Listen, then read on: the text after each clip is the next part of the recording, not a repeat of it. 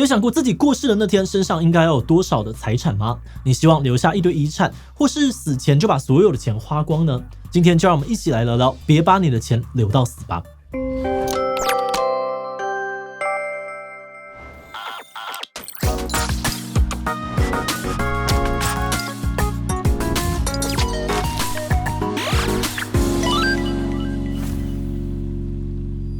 嗨喽，大家好，我是志奇。从小到大，我们常听长辈说，年轻的时候不要顾着享乐，应该要多认真赚钱储蓄。一方面呢，能够以备不时之需；另外一方面呢，如果可以先累积财富之后的人生也会越来越幸福。不过，这种先别急着吃棉花糖，延迟享乐的价值观，真的是正确的吗？美国有一位在金融圈打滚了多年的企业家比尔·伯金斯认为，人不应该要一直延迟享乐，要把钱花完才是幸福的人生。他指出，很多人呢一辈子只顾着赚钱存钱，结果还没有享受到自己努力带来的回馈，就登出人生 online 了。所以呢，他觉得人应该趁还活着的时候，就尽量的把钱花光光。为了宣传这个观念他还出版了一本呢叫做《Die with Zero》的书，教大家怎么样跳脱一直储蓄的思维，善用金钱，最佳化人生的满意度。人生的幸福关键是什么？爱存钱错了吗？如果不小心太早把钱花完，那怎么办呢？不过在开始今天的讨论之前，先让我们进一段工商服务时间。最近很多人问我，志奇你好像很久没有复胖了。其实自从上了宋燕人医师的课呢，成功减重之后，我已经维持身材将近2年，体脂率呢也持续的降低。很多人会担心快速的瘦身会反弹复胖，但因为我是有系统的从调整饮食结构来减重，就算偶尔工作太忙或没有运动，也不太容易复胖。而且课程当中呢，还有教我根据自身的体质选择外食的方法与进食比例，所以很容易找到好吃、会饱又方便的外食，不会局限于水煮餐盒或者只能够吃鸡胸肉之类的。那这样的方式呢，让我不会有被限制或者是一直在牺牲的感觉，照常的享受美食身心呢都很放松，自然而然就能够长期的维持下去。那这堂我跟宋燕人医师一起合作的外食减重学课程，已经有超过4000名的学员一起学习，一定也能够给你实用的帮助。课程限时优惠75折输入我的专属折扣码还能够再折500元，赶快点击资讯栏加入吧。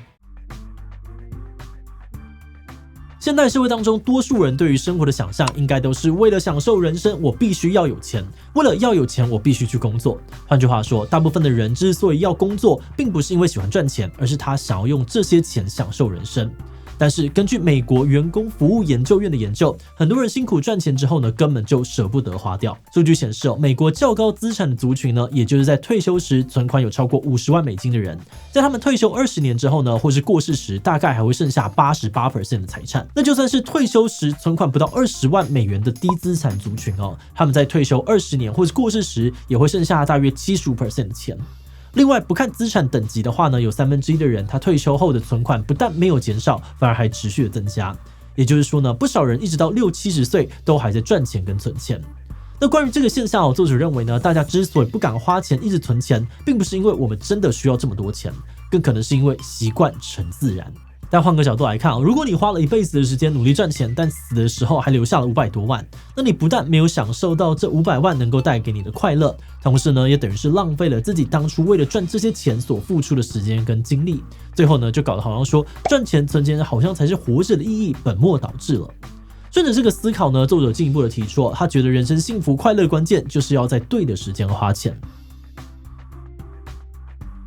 作者说，如果我们只专注在累积财富，舍不得花钱体验人生，那最后有可能根本就享受不到，或就算享受了，得到的满足感也大不如早点享受。举个简单的例子，如果你的梦想是环游世界，与其等到年纪很大、体力不好的时候才去，如果能够在年轻、身体更健康的时候出发，年轻时的体验一定会是更多元跟更有趣的。除此之外呢，作者也认为，随着年纪的增长，可以持续为我们带来幸福感的关键，并不是账簿上面的存款数字，而是从过往一路累积来的各种美好回忆。根据他的观察，那些对于自己人生满意度比较高的人，往往都是有尝试过各种体验，可以把人生过得多彩多姿的人。所以他建议我们应该要像投资金融产品一样，尽早的开始投资人生当中的体验，这样才能够越早的开始累积记忆存款，领到最多的记忆股息，最大化人生的满意度。等等，他这边说的记忆股息又是什么意思呢？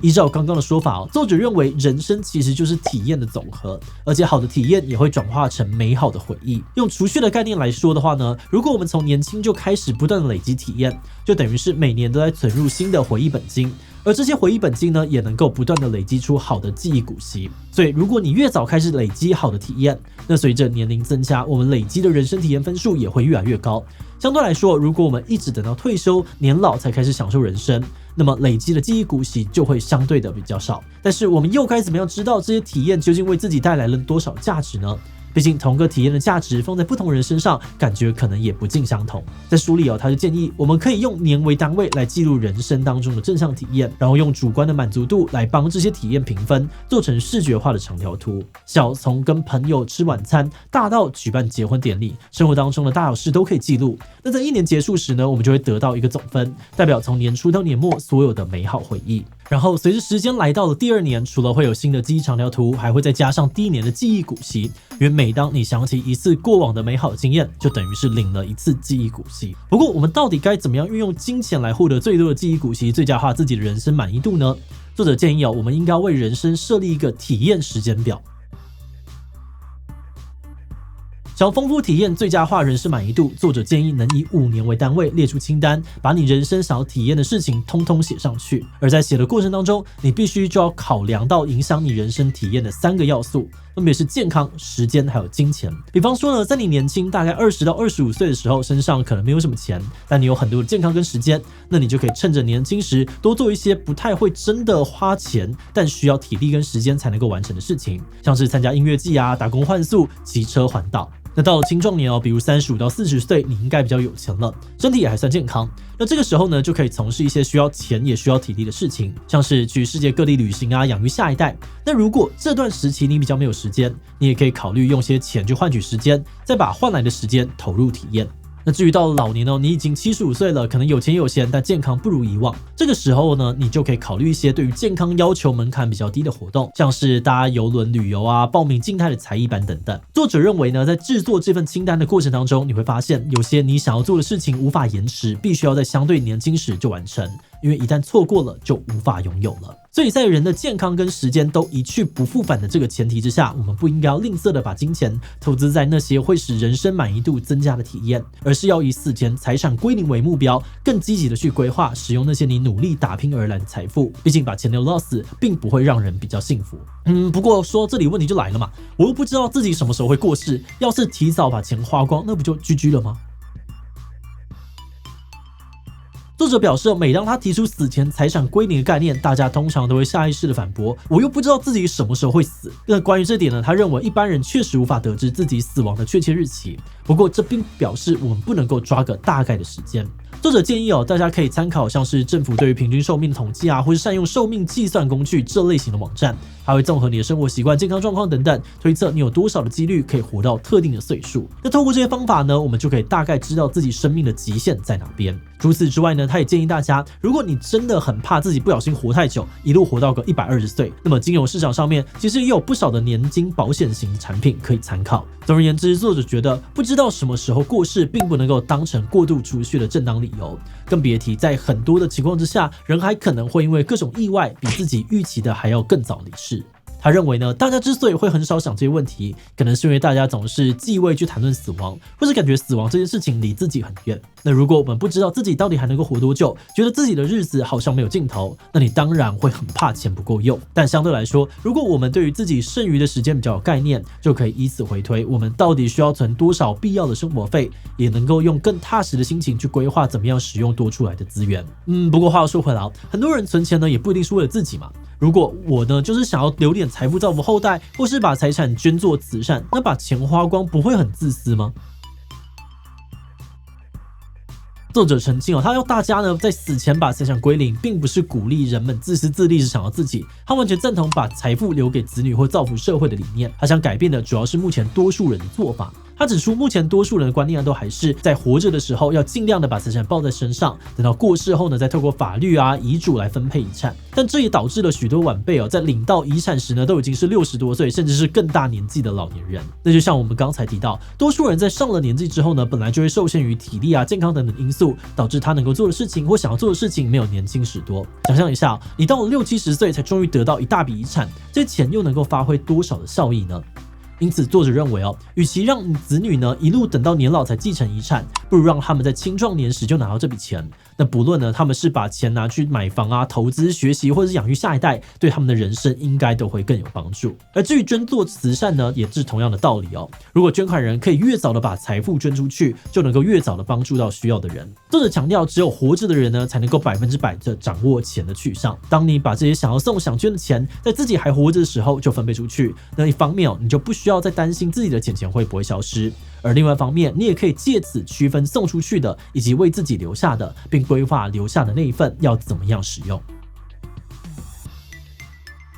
在进入观点以前呢，我们先特别的感谢志祺七的所有会员哦，因为有了大家的支持跟赞助，我们才能够持续运作这个频道，制作了像是金钱畸形症啊、为什么快乐会这么难等等的相关影片，真的是非常的谢谢大家。那如果你愿意支持我们走得更远，欢迎点击频道主页的加入按钮成为我们的会员，或者也可以用超级感谢小额支持我们。好的，那话说回来，可能是因为这本书的标题呢是别把你的钱留到死，所以我们原本预期呢它会是那种倡导及时行乐的享乐价值观。不过在研究完这本书之后呢，我们觉得作者其实更是在强调人要找回对于钱的掌控权，积极的规划人生，善用金钱创造回忆。那虽然每个人的财务状况不同哦，能够投入的规模啊，或是创造的回忆有大有小，但有意识的规划，我们还是能够让金钱发挥它的最大价值，丰富自己的人生。那虽然这有点废话哦，毕竟呢大家都知道钱只是工具，死了也带不走，让自己过得幸福才是目的。但是回到日常生活，我们好像还是很容易陷入要不断储蓄的迷思，或许这正是作者在说的惯性。所以呢，在读完这本书之后，我们觉得确实有被提醒到要回归初心，更积极的规划人生。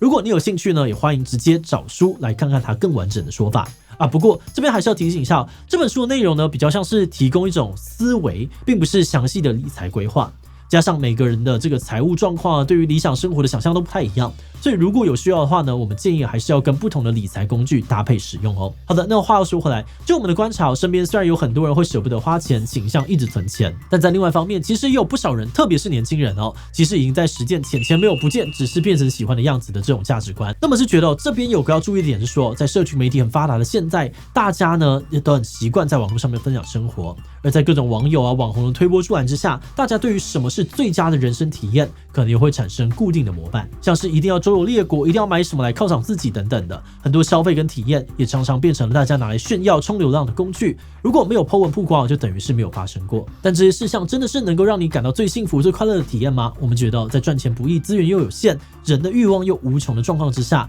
如果想要把钱花在刀口上，先探索自己真正喜欢的是什么，可能反而是很重要的第一步吧。好的，那么在今天的最后呢，也想来问大家，你是一个舍得花钱的人吗？赚钱就是要让自己过得更好，不要怕花钱。B， 我比较没有安全感，会习惯一直存钱。C， 我就喜欢看钱滚钱哦，只要存款数字上升，我就很快乐。其他留言分享你的想法吧。最后，如果你喜欢今天的影片，欢迎分享出去，让更多人知道，别把你的钱留到死。此外呢，可以点击这个地方看金钱畸形症以及财富自由的相关讨论。那么今天的这一期就到这边告一段落，我们就明晚再见喽。